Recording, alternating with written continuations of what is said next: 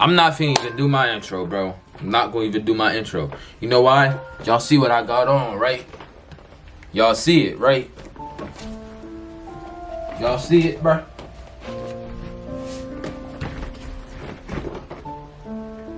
It's Golden State time, bro. I'm gonna just get straight to this point. Why? I know I said something about Jordan Poole, and I know I said I don't want Jordan Poole. But I also don't want Chris Paul. Why would we trade Jordan Poole for Chris Paul?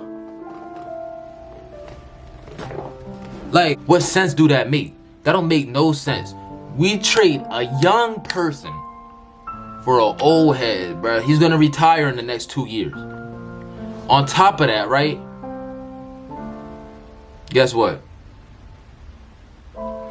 Whose spot he taking? Chris Paul is 6'2". Curry's 6'3". They both play point guard. I promise you, bro, I'm not gonna let it happen, bro. You're not taking Stephen Curry's spot. I promise you won't. I promise you won't. Curry's not sitting the bench, and I won't even let that happen, even if he said yes. No, you're not sitting the bench. But at the same time, I know Chris Paul not gonna want to sit the bench. A lot of stuff going on right now, bro. Why would we take in Chris Paul? Steve Kerr, I'm about to call you right now. Hold on, bro. Because why would you do that? Why would you do that? And why would you do that? Like, why would you call Chris Paul and think it's smart? Yo, come to Golden State. No! We don't want him! He's 39 years old, bro. He's going to be 40 next year. We don't want this man. He's always hurt. He's always hurt. Jordan Poole's not always hurt. I'd rather keep Jordan Poole. Jordan Poole's not always hurt. Jordan Poole's a young star. He sold us in the playoffs. I know. That boy got a ring. Chris Paul don't got a ring. He don't. Oh, we do not want Chris Paul, bro.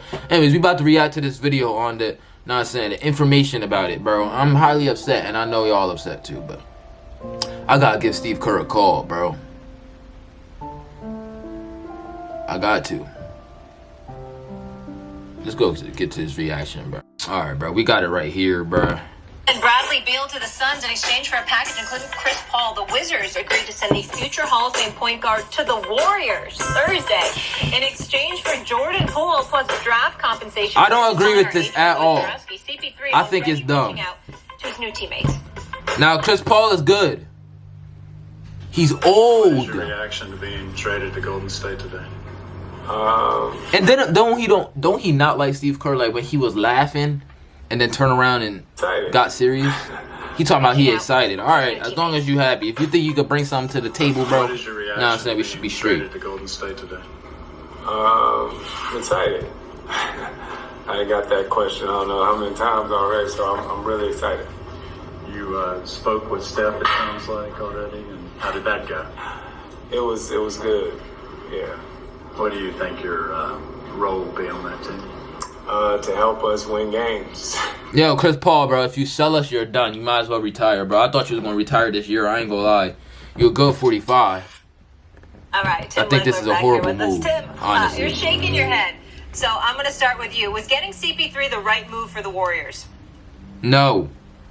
I'm shaking my head and laughing a little bit because that didn't sound very convincing out of Chris Paul's mouth. I know that. I mean, and that's a level of excitement, man. Oh, man.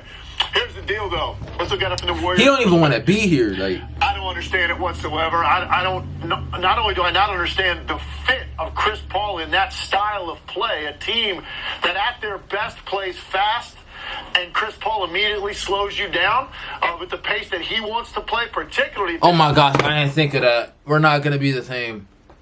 We're not. It's over. It's over. Warriors destiny dynasty over.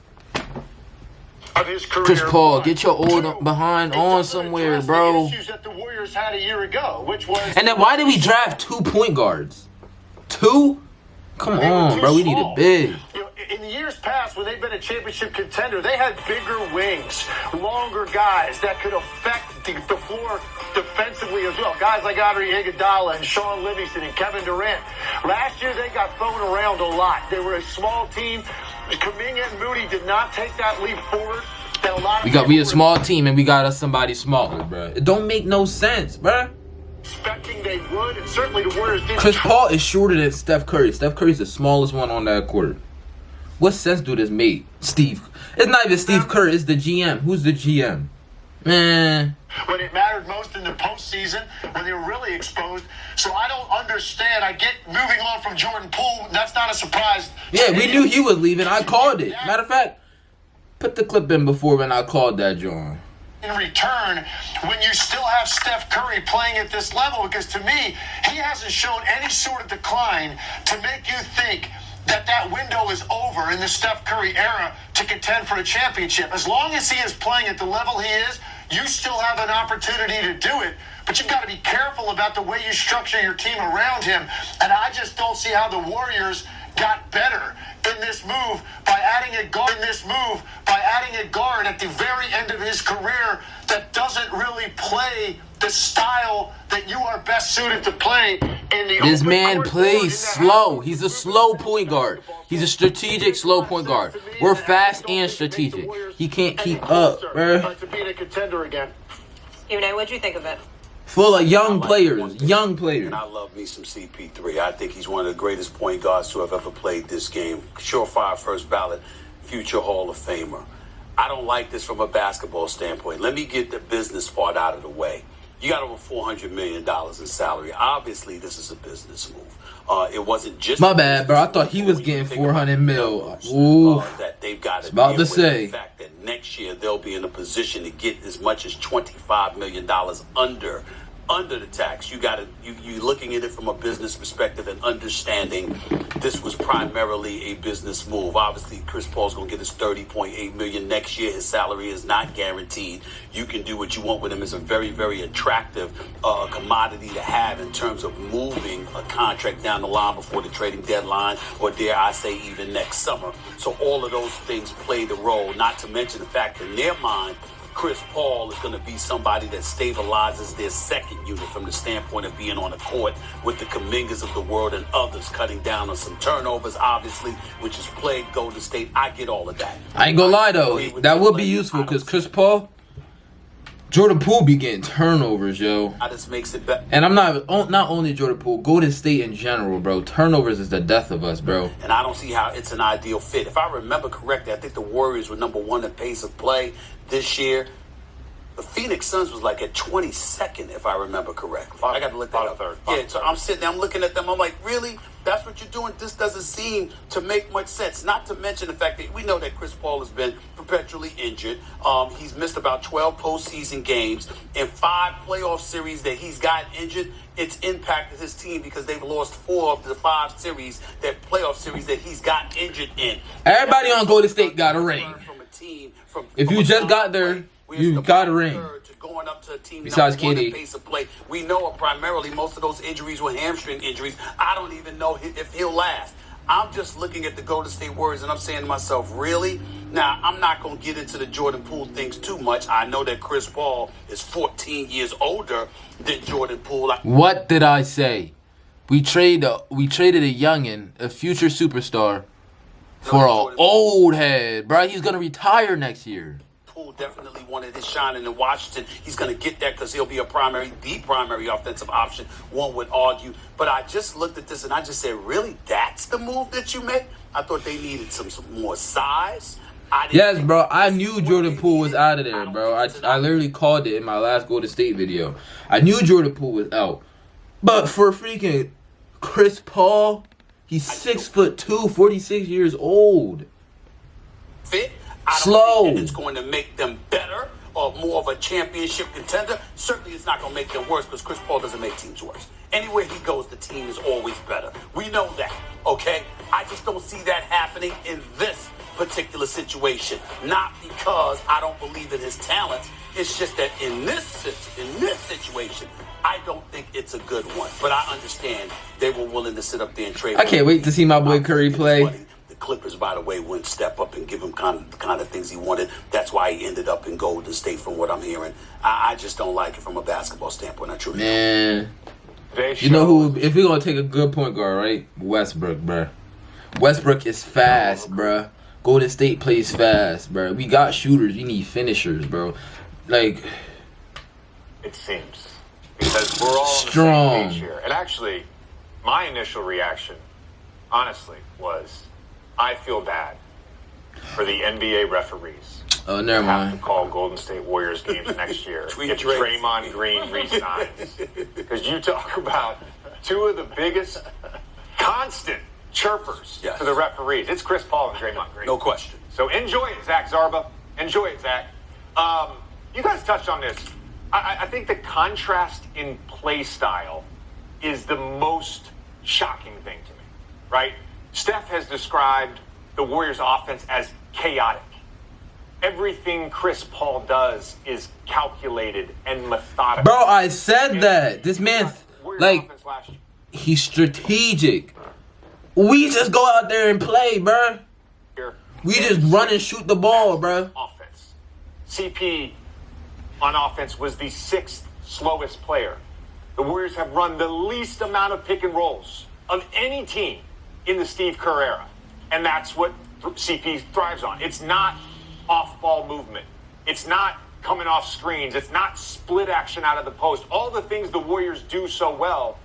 And in some ways, you're like, okay, well, now if he mans the second unit, he can run pick and roll. They can play a different style. My question to you is, if you look at CP's career, his pick and roll partners, generally speaking, have been highly skilled big men like Blake Griffin, DeAndre Jordan, KD, DeAndre Ayton, David West, DeAndre Ayton. What'd I say? Or athletic rim lob threats.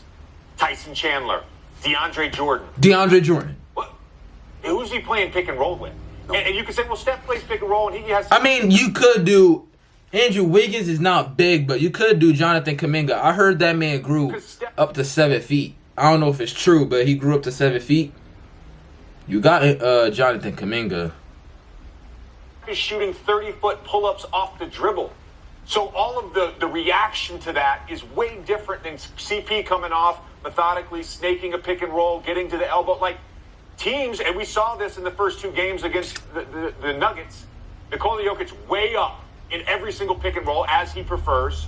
But against CP, they're like, all right, we're willing to live with a 38-year-old 6-foot point guard shooting contested rear. He's not even 6'2". Bro, is my height, bro. I don't know how anything he does from a play style standpoint really benefits the Warriors. And this, I'm not knocking CP, by the way. I played with him, one of my closest friends. And Legs and Stephen A., you both touched on something, which is you go back to the playoffs. Where they got exposed last year was not having shooting in the front court. Think about how the Lakers played Draymond and Kevon Looney. Steve Kerr had no choice but to go smaller and put Steph Curry in pick and roll. He doesn't want to play that way. They were awful defensively when Draymond Green was not on the floor last year. CP was a great defender throughout his career. That's not who he is anymore. So you can say, oh, he's going to be better than Jordan Poole. Is he? Is he going to be better than Jordan Poole defensively? No. I ain't going to lie. I don't think so. In the playoffs? Jordan Poole do not play defense, though. Yeah, he don't.